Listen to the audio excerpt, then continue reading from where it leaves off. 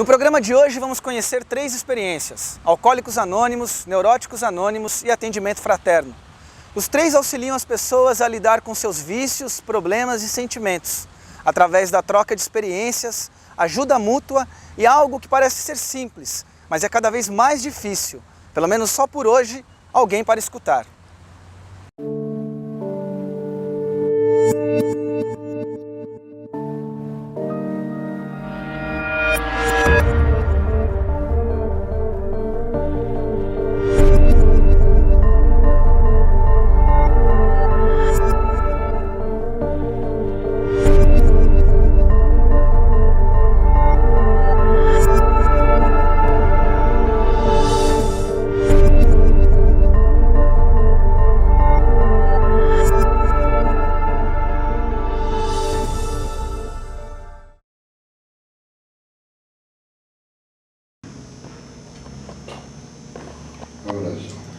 Concedei no Senhor a serenidade necessária para aceitar as coisas que não podemos modificar, coragem para modificar aquelas que podemos e sabedoria para distinguir uma Aconselhamento e tratamento profissional.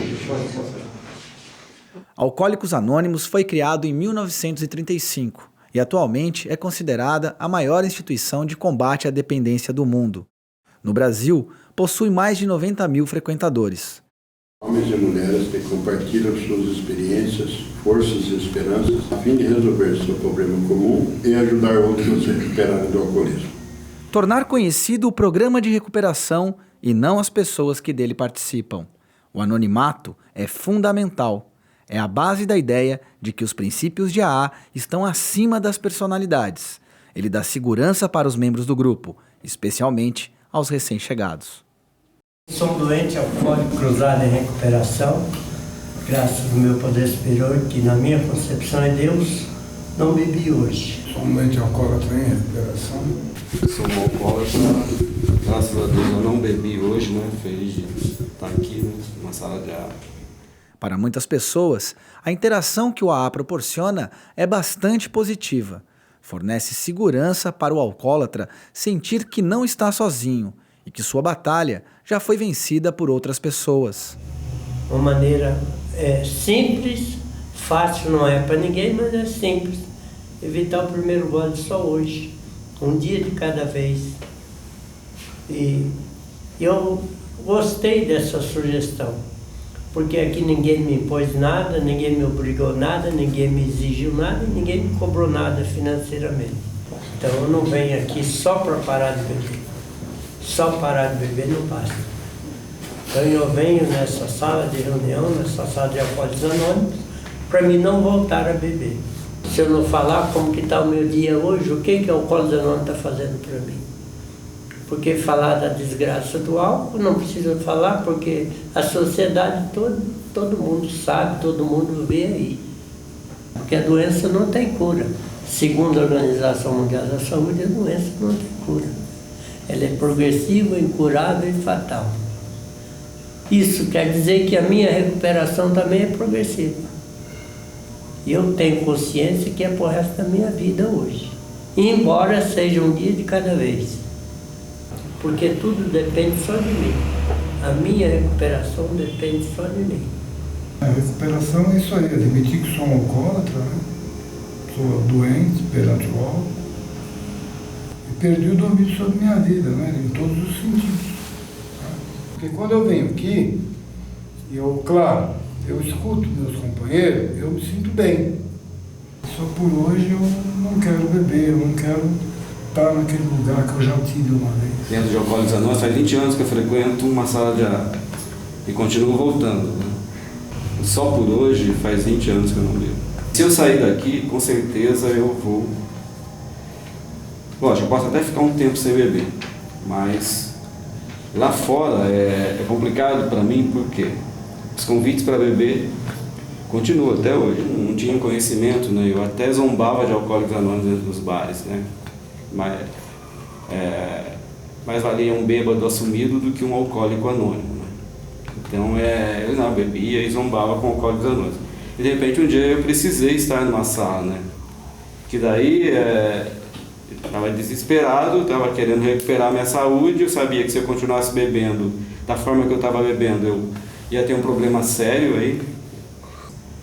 Eu lembro que eu tinha 17 anos quando eu comecei a beber e eu andava com uma rapaziada da mesma idade e todos eles tomavam bebida alcoólica e eu tomava refrigerante. E eles me desafiavam, né, dizendo, olha, você toma refrigerante, isso é bebida de moça, você tem que ser homem, você tem que tomar bebida alcoólica. Eu não queria beber, mas um dia eu experimentei para ficar igual, né, igual a galera lá e tal. De repente eu comecei a falar, comecei a dançar, para namorar ficou mais fácil, chegar nas meninas ficou muito mais fácil, fiquei desinibido, né? Timidez foi embora, né? Eu cheguei em Alcoólicos Anônimos com a ideia que o pessoal aqui ia me ensinar a beber. Eu queria beber como as pessoas normais bebem, né? Mas chegando aqui, eles falaram, olha, se você não me apontar, falaram, se você tem um problema, fique com a gente aí, evite o primeiro gole. Os membros reconhecem que seu programa não é sempre eficaz com todos os alcoólicos. Dizer que o AA funciona, mas ele funciona para quem quer. Tem um problema com a bebida e quem quer parar de beber. E nós não temos o poder de convencer ninguém do problema do alcoolismo. A única coisa que nós tentamos aqui é conscientizar quem tem problema, quem nos visita. E o primeiro passo ele fala, né, admitimos que éramos impotentes perante o álcool e tínhamos perdido o domínio sobre nossas vidas. Esse é o passo que eu devo fazer todo dia, né? Em todos os sentidos. Às vezes a gente fica esperando um milagre que aconteça e tal, uma coisa extraordinária, não. Recuperação está nas coisas simples, né? Não queira provar nada para ninguém. É você, faça por você. Com o tempo as pessoas vão começar a perceber essa mudança. E isso foi automático, aconteceu com o tempo. As pessoas perceberam. Em Alcoólicos Anônimos eu aprendi uma coisa também, né? De estar eliminando o preconceito, né? Não importa quem entre por essa porta. A prioridade de Alcoólicos Anônimos é o ser humano, né? Então, seja bem-vindo. Pode chegar o presidente da República, como pode chegar o morador de rua aqui, a gente recebe da mesma forma, né? Lá fora, eu só falo em Alcoólicos Anônimos quando necessário. Né? Eu não fico todo o tempo falando, não. Quando necessário, alguém chega pedindo ajuda, né? Eu sempre estou lá disposto, estou com um cartãozinho no bolso, toma aí. Eu frequento tal sala, abro o meu anonimato e falo só, eu frequento Alcoólicos Anônimos e se você quiser fazer uma visita para a gente, né? Mas eu não falo todo o tempo. A bebida me dominou, estava fazendo de mim o que ela queria. E quando eu entrei nessa sala, antes, né, eu falei com a minha esposa, tive que criar coragem, falei com ela, falei, olha, está acontecendo isso. Quando ela chegava tarde de serviço, ela não sabia que eu tinha bebido. Eu falei, olha, eu estou praticamente bebendo todo dia, tive que falar mesmo, que eu estava assustado. Ela falou, seu tio parou de beber e não há, por que você não vai? Eu falei, eu vou lá. Mas eu não tinha uma noção, não entendi como é que funcionava aqui. E vim para essa sala, cheguei ali na porta, ainda parei um pouco ali, pensei, falei, puxa vida, se eu entrar eu vou estar admitindo que eu sou um alcoólatra. E coisa que eu neguei a vida toda. Aí eu resolvi entrar e foi a decisão mais acertada, mais inteligente da minha vida, foi essa. Sentei ali na cadeira, os colegas aqui, os companheiros falavam, era tudo aquilo que realmente eu imaginava que ia acontecer comigo. Foi assim, falei, nossa, os caras me conhecem. Eu saí daqui, no final da reunião, fui para casa, eu levantei no outro dia, não passou mais o desejo de beber na minha cabeça. Acabou aquela obsessão. O simples fato, eu acredito nisso, o simples fato de eu ter admitido esse primeiro passo, saber que eu era realmente impotente, sozinho, eu não ia conseguir parar, foi assim, bateu assim, casou realmente, sabe? Aqui eu vim aprender o significado da palavra amor. O que é amor? Porque amor, para mim, antes de eu conhecer o Alcoólicos Anônimos, era outra coisa, completamente diferente. A verdadeira fraternidade humana funciona aqui.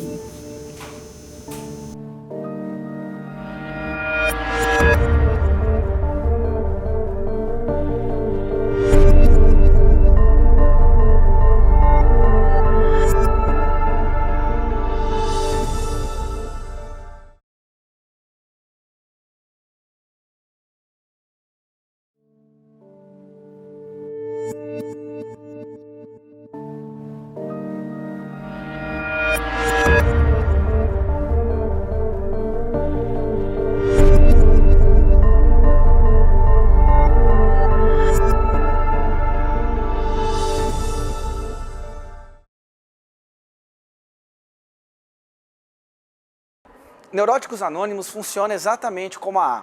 O grupo existe para ajudar pessoas mental e emocionalmente aflitas a se recuperarem e a se manterem recuperadas. Aqui, o primeiro passo é admitir a impotência perante as emoções.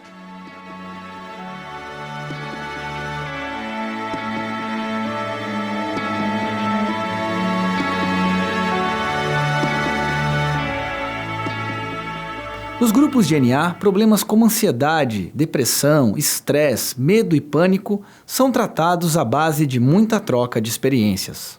Tem muito estigma quando a gente fala neuróticos anônimos. As pessoas já imaginam um montão de coisas.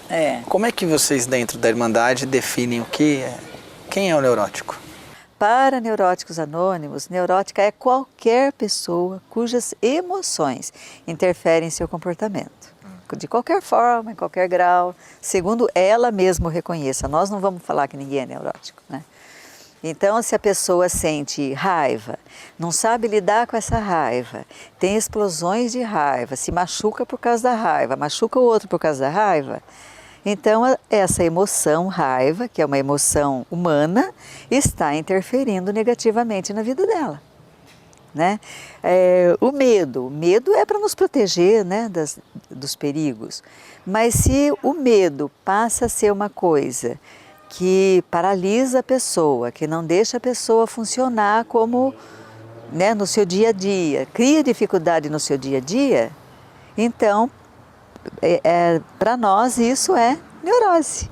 Então, seja a raiva... Equilíbrio, que é o que vai determinar, então. Seja o medo, até o amor. Eu não esqueço, é o primeiro dia que eu cheguei nessa sala, o depoimento que eu ouvi, né? Dessa pessoa, ela era até conhecida, né? E ela vinha passando o mesmo problema que eu vinha passando. E eu vejo, eu não posso deixar de estar frequentando, praticando essas reuniões e usar os remédios de acordo. Que se eu deixar de estar prestando um serviço ou outro, eu vou ficar deprimido lá em casa mesmo. Certo. Obrigado. Obrigadão, viu? O serviço está aí a grande terapia para mim. Tá jóia. Aqui a gente estuda muito, né, o egoísmo, que a gente vem para uma sala de NA, a gente não sabe nem quais os defeitos de caráter que a gente tem, né? E aqui a gente vai descobrindo, né, à medida que vai dando a mensagem, recebendo a mensagem, né, dos companheiros, então a gente vai também se identificando. Nossa, eu cheguei aqui também no fundo do poço, né, muitos problemas emocionais, uma neura mesmo, né, então aqui eu fui aprendendo a trabalhar com os problemas. Não é que o problema da gente, que a gente não vai ter mais problema. Maravilha se fosse, né? Esse mundo, né? Mas... Eu fui depressiva a vida toda, desde criança talvez, né? Tinha muito medo, eu chorava muito, eu me sentia muito triste. E eu me sentia mal, eu sentia que tinha alguma coisa errada comigo, já desde uma idade muito tenra ainda. E ia ao médico e os médicos, não, você não tem nada, me receitavam vitaminas. E assim foi, adolescência. Aí quando eu estava já com 19 para 20 anos, eu comecei mesmo a sentir claramente a depressão. Muita angústia, um vazio existencial muito grande. O processo de escuta é fundamental durante as reuniões do grupo. Para os frequentadores, ouvindo o outro, você pode acabar aprendendo a se escutar também. E aquilo me tocou, porque eu ouvi alguém falando exatamente as coisas que eu sentia. Que quando eu falava para as outras pessoas, não havia um retorno, porque o outro não entendia do que eu estava falando. E aquelas pessoas lá, falando do que elas sentiam, de como elas tinham chegado no programa, houve uma identificação assim, imediata. Eu falei, nossa, mas é tudo que eu sinto. Daí na semana seguinte eu falei, não, eu vou procurar esse grupo. E essa pessoa que tinha me falado do programa me deu o endereço e eu fui na reunião. Aqui não tem médico, aqui não tem psicólogo. Não. Como que um grupo de pessoas que estão com bastante problema, chegam aqui, como a senhora falou, muitas vezes numa situação de está no fundo do poço. Como é que funciona então esse processo em que essas pessoas se ajudam? Queria que a senhora falasse para mim, me explicasse qual que é essa dinâmica, essa metodologia do NA.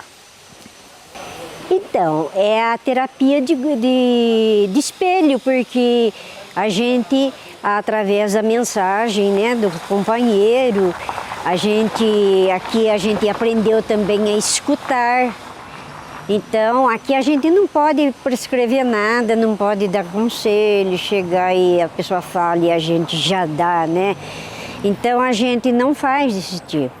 A gente apenas deixa o caminho aberto para a pessoa poder soltar aquilo que está incomodando, porque às vezes as pessoas não têm tempo para ouvir. Confesso que nas primeiras reuniões eu fiquei meio assim, porque a gente como neurótico, a gente acha que vai resolver a coisa de uma hora para outra, né? Eu vou vir naquela reunião, já vou sair daqui curada, não vou sentir mais nada. Então foi um período para mim muito difícil, né? Eu comecei a vim, daí eu tô até hoje. Mas o primeiro é a gente admitir que a gente é impotente diante das emoções, né? Isso aí é muito importante, porque se a gente não admite, então a gente não fica numa sala. Primeiro é que nem o alcoólatra, né? Ele tem que admitir que ele é um alcoólatra para ele ficar numa sala. Não adianta a gente chegar e falar para ele, vai na sala, né? Você lembra como que foi a primeira vez que você veio aqui e assim, que eu fico imaginando esse primeiro passo, né? Na verdade, assim, eu estava já muito doente emocionalmente falando. Eu cheguei totalmente assustada, né, porque eu achava que neurótica, assim, eu não sabia o que era, né? Até então eu achava que eu tinha um vazio, uma certa depressão, mas quando eu cheguei aqui na sala, né, eu fui muito bem acolhida. A verdadeira é aqui na sala que eu sei quem realmente eu sou. Porque lá fora as pessoas falam para você e você acaba colocando isso. Então eu sou mesmo, eu sou. E falar dos nossos problemas ajuda a melhorar? Ajuda sim. Ajuda porque eu já passei, né, por toda digo assim, a fase mais crítica, né? Então chegando aqui a gente né, se abre, conversa. Hoje as pessoas não têm tempo mais de sentar e ouvir, e eu presto esse serviço, né, aos companheiros que chegam, que querem falar, desabafar, eu tenho aquela paciência de ouvir. Então a gente aprende, só por hoje eu vou evitar esse descontrole e eu vou enfrentar essa situação. E aí, no primeiro dia que ela enfrenta, talvez seja muito difícil, no segundo já não vai ser tanto, e daqui a pouco ela está atravessando a ponte, ela está subindo de elevador, é mais ou menos isso. Os membros reconhecem, frequentar grupos de mútua ajuda, como Neuróticos Anônimos, não elimina a necessidade de psicoterapia ou uso de medicação. Porque a gente também tem que ter um acompanhamento, né, médico, tudo, toma remédio, tem uns que precisam tomar remédio, toma seus remédios, também não vai deixar a medicação, porque às vezes tem pessoas que acabam confundindo as coisas e para com a medicação. E não é por aí, né, o tratamento, né, psiquiátrico tem que continuar.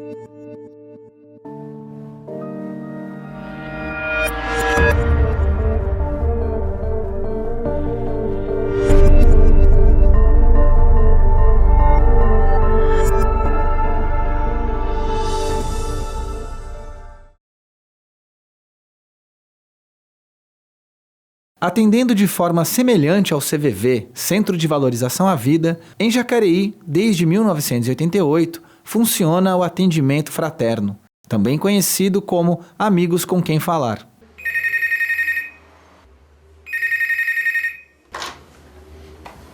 Amigos com quem falar, boa noite. O atendimento fraterno utiliza como metodologia a teoria do psicólogo norte-americano Carl Rogers, desenvolvida na década de 40. A terapia rogeriana se define como não diretiva, ou seja, o atendente se posiciona como ouvinte, buscando compreender os sentimentos, atitudes e padrões de conduta de seu interlocutor e o encorajando a falar sobre eles, deixando para quem liga a condução do diálogo.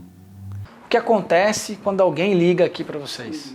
A pessoa tem a prerrogativa do anonimato, ela não precisa se identificar.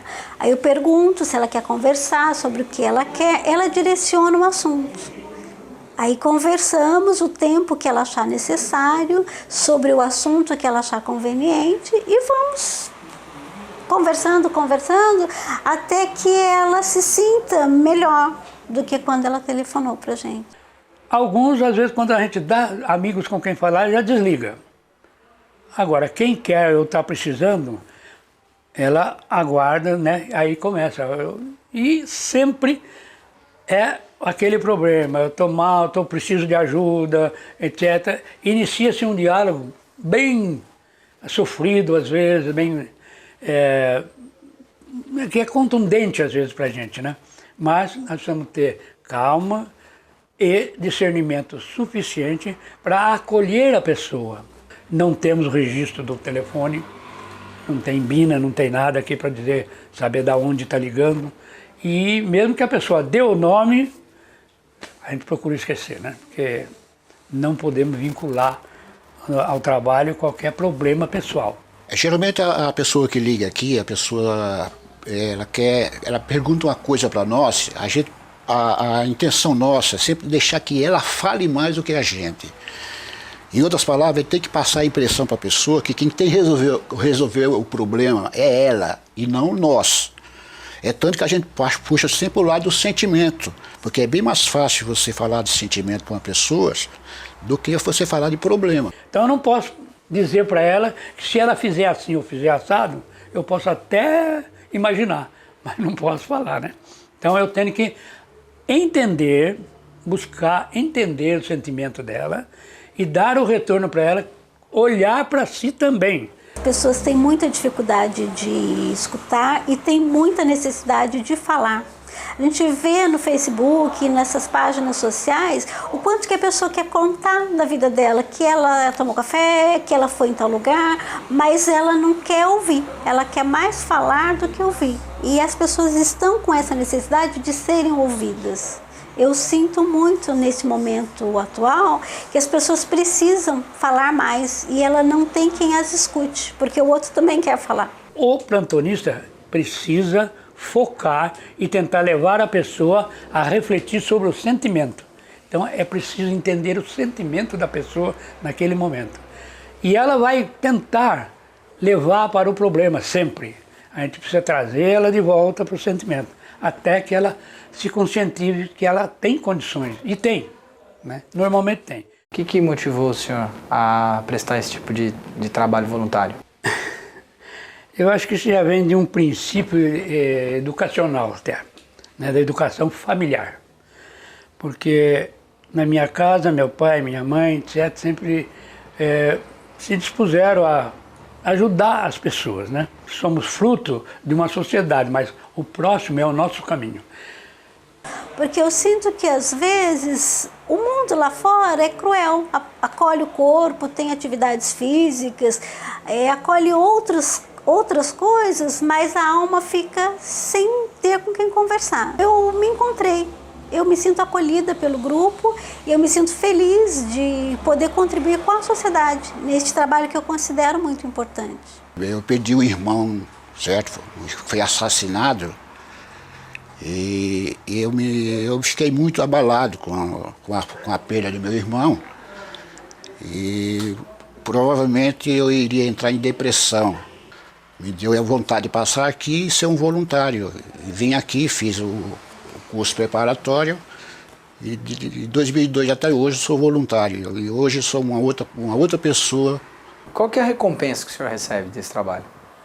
Olha, a recompensa é uma gratificação que não tem valor, não tem quantificação, não existe como quantificar, porque é uma coisa interior, faz parte do nosso eu, né? É aquela sensação de que eu pude contribuir para que alguém, né, pelo menos se aliviasse um pouco. Isso é o que conta. Eu aprendi, em outras palavras, a ser mais humilde comigo mesmo, né? E com as pessoas, né? Eu aprendi a ouvir melhor, eu aprendi que a vida não é só, talvez, o trabalho, o lazer. A gente tem que ajudar pessoas, certo? De alguma forma, né? Porque afinal de contas nós somos um ser humano. Os voluntários passam por um programa de preparação, em que recebem formação teórica e participam de simulações de atendimentos, reproduzindo situações e vivências do cotidiano dos atendentes. Tem a parte prática, que são as simulações de vários tipos de ligação, que a gente chama de roleplay. Essas vivências que a gente faz de um atendimento da pessoa que perdeu um familiar, a pessoa que faliu na sua empresa, uma pessoa que perdeu um animal, qualquer tipo de problema a gente faz as simulações. Precisa apenas ter a vontade e o tempo disponível, né? Tem que ter a disponibilidade de tempo para ser um voluntário, mas se querer, se a pessoa ter esse tempo e gosta de fazer o trabalho voluntário, isso vai ajudar. A gente tem a impressão que ele vai ajudar as pessoas, mas na realidade está ajudando a si próprio muito mais. O desespero da pessoa é tão grande que qualquer desabafo, até mesmo de um ponto de ônibus, a pessoa conversando com uma outra pessoa, ela desabafa e ela melhora. Então, na realidade, a pessoa liga, só o fato de estar conversando com a pessoa e a pessoa ouvindo, dando atenção, uma atenção que realmente ela precisa, isso aí você já está ajudando a pessoa. Não tem valor, não tem riqueza, não tem nada que recompense isso. Porque essa dádiva é só a natureza mesmo que pode nos dar. E é através do relacionamento, né, entre as pessoas. Não tem preço. Alcoólicos Anônimos, Neuróticos Anônimos e Atendimento Fraterno acreditam que as pessoas têm potencial para a mudança. Eles não apresentam soluções fáceis ou atalhos no caminho da recuperação e resolução dos problemas. Sua força reside na crença do potencial e desenvolvimento humano, no poder que existe dentro de cada um, disposto a escutar e se doar ao próximo. É parte de uma jornada maior, um degrau a cada dia, para que no fim a pessoa possa vencer seus vícios, buscar o equilíbrio, conectar-se com os outros ou com si mesma e, na arte do encontro, alcançar uma vida melhor. A vida, apesar de tudo, continua e a gente tem que continuar vivendo.